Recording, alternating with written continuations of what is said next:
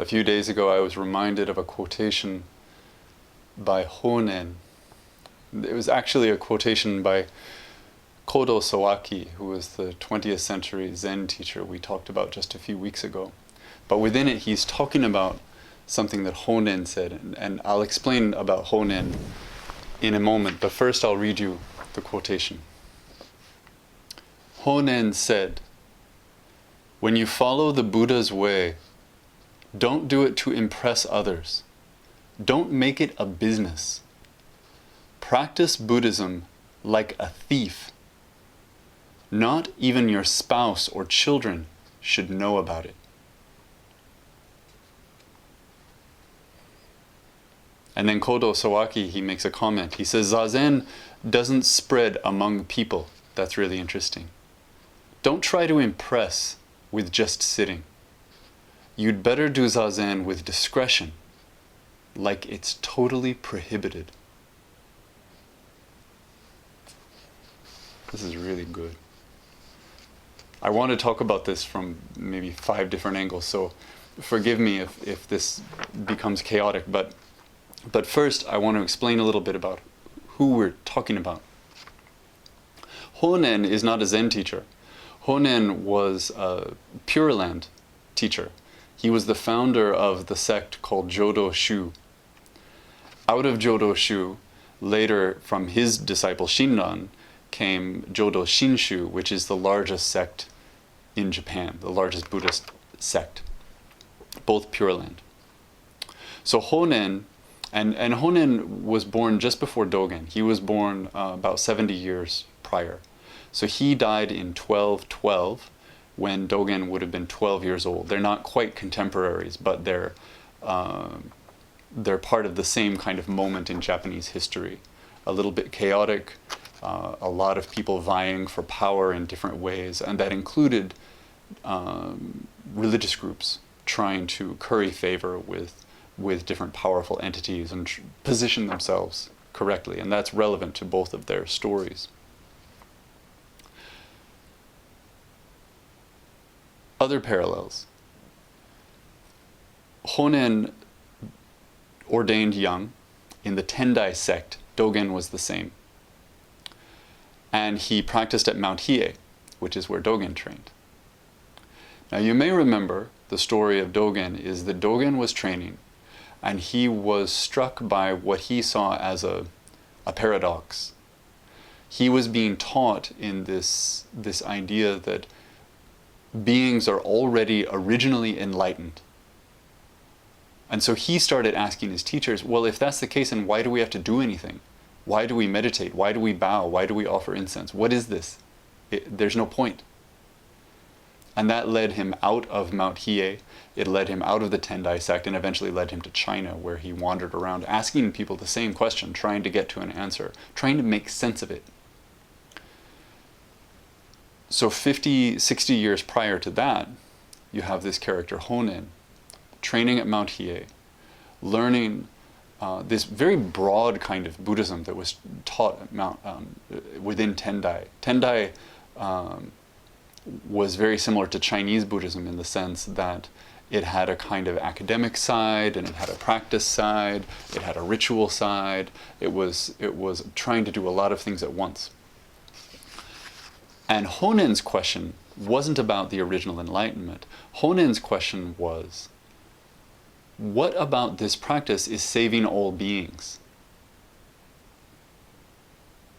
I want a practice that is A, saving all beings, and B, that is accessible to all beings. What does that look like? And he too left Mount Hiei.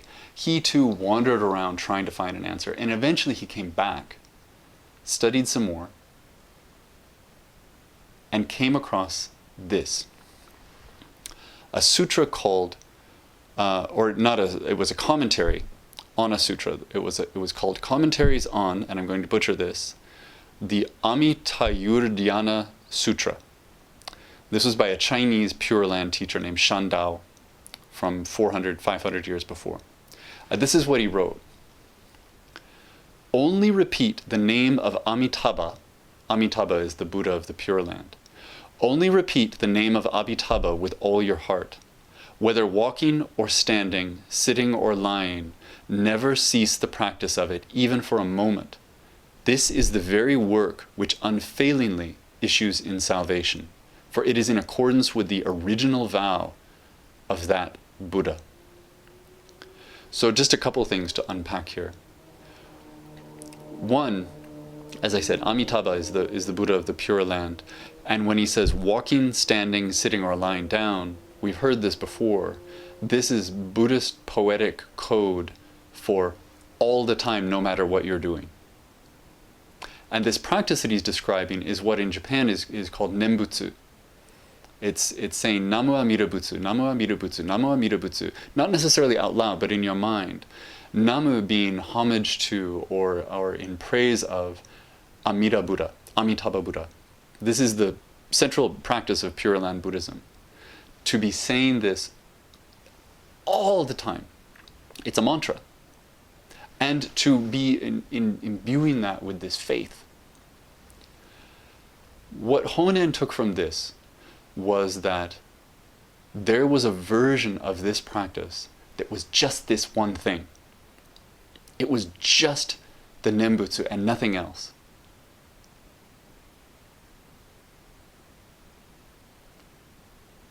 This becomes really important in Japanese Buddhism because the kind of the Japanese version of the Chinese schools is that the Japanese versions are what came to be called single practice schools.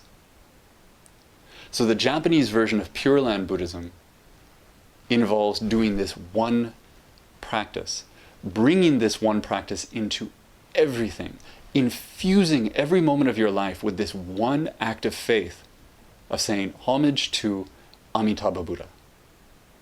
Over and over and over, thousands of times a day, millions of times in your life. Zen then is often thought of as a single practice school in terms of Zazen.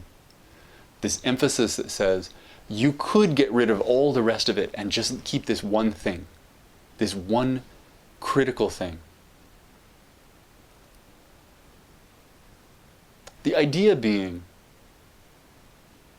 this is very Japanese, that by diving deep into one thing, in Japanese you'd say all the way to the bottom,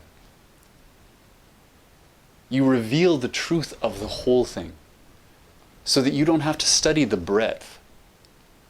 You reveal the breadth by exploring the depth of something. It's a bit of a reaction to a scholarly approach, of a reaction to an idea, a kind of elitist idea, that you have to be able to list all the numbers and know all the sutras. That there's a truth that's available through a practice that anybody could take up, if they just do it single-mindedly, if they do it wholeheartedly. And I'll just say a couple more words about Honen because he's so worth it. So Honen takes up this teaching and he starts teaching to people that there's this one practice, that you just practice Nembutsu. And he gets into trouble.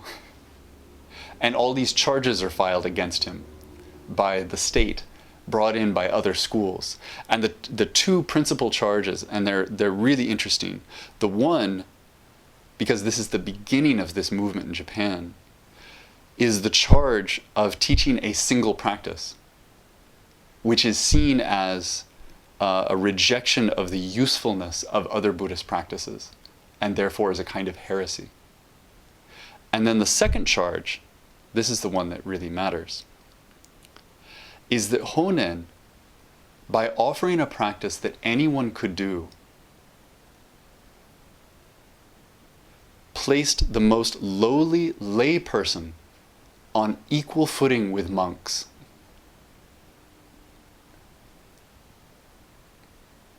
Rendering, this is from Wikipedia, rendering the entire monastic establishment as useless. That was the charge. Caused him all sorts of problems. Now, Dogen came along and did all this in a slightly different way. He embraced the monastic side more, but in some ways he did the same thing. He said there's this one thing that you do, and you do it all the time. Right? You make that the core of your life, and you don't limit the zazen to when you're doing zazen like this. You find a way to make zazen happen constantly.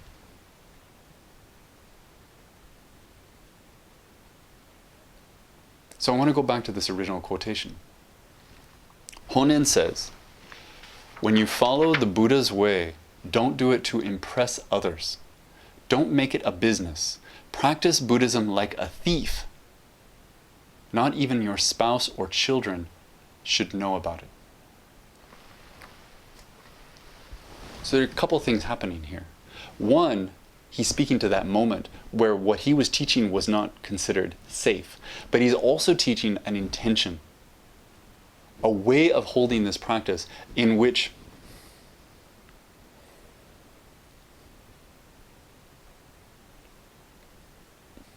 how do I say this? In which the practice has no measurable reward. Again, very in line with everything we've ever talked about. Buddhism, by its nature, is anti-establishment in the sense that it is anti-transactional. Right? Especially in the way that we talk about it, in the way that we have understood it here. We don't understand this to be something we do so that we get something in return.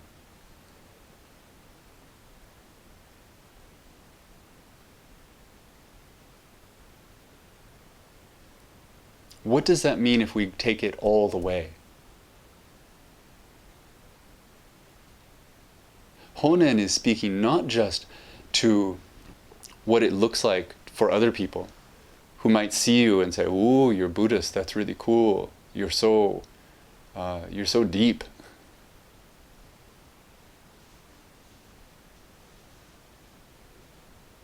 It's also about when we look in the mirror.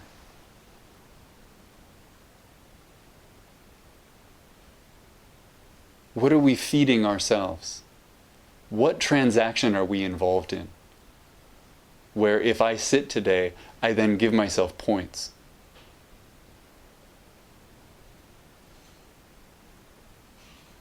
Honen and Kodo Sawaki are talking about a model of practice that is secret. It's treated as an illegal act. Something you find a way to do without showing it to anyone, even yourself. I don't know about you, but I find this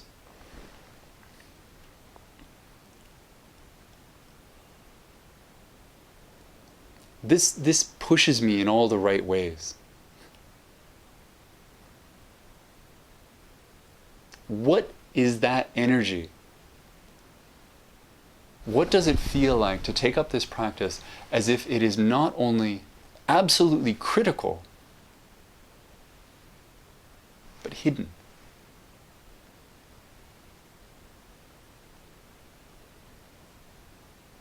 Now, in the case of Honen, he's advocating a practice that's done in your mind. You're walking down the street, you're doing Nembutsu. You're standing in line, Nembutsu. You're falling asleep, Nembutsu. You're doing this all the time. In this practice, which favors the visible over the invisible, it's a little different. We don't have that thing that we do in our minds. But we have the same questions that they did about making this make sense and about saving all beings.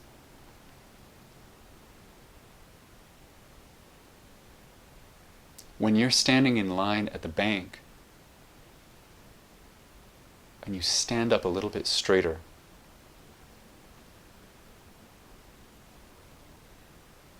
That's an offering.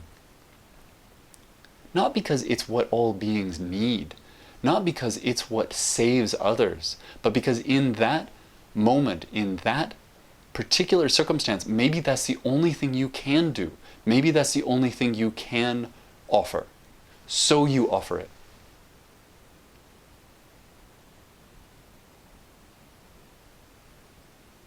When you're walking and you see that someone dropped a glove and you pick it up and you put it in a place where they might see it when they come back looking for it.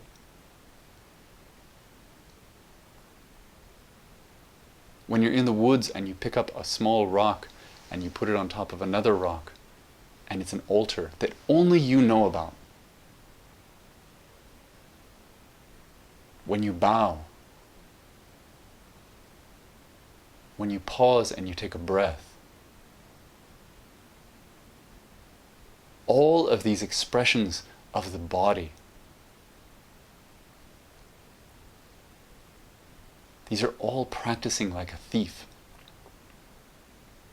As is getting up at 6:30 in the morning or 5:30 in the morning for some of you, when everyone else in your home is sleeping and sitting.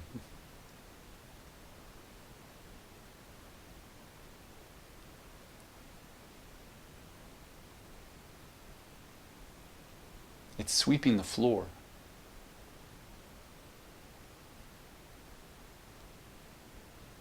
It's arranging the coats on the rack. It's seeing what's in front of you and offering in some small way to put the world in order for the whole world.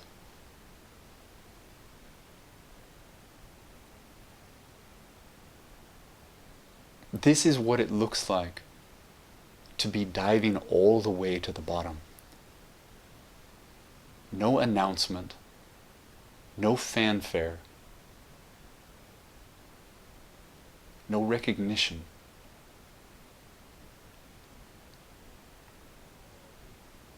Just a constant attention to the possibility of offering what is in front of you right now.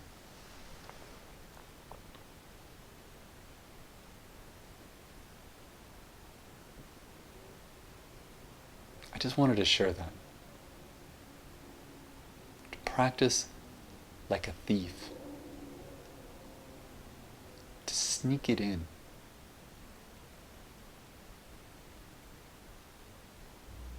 To express the truth of this Buddha Dharma in the shadows.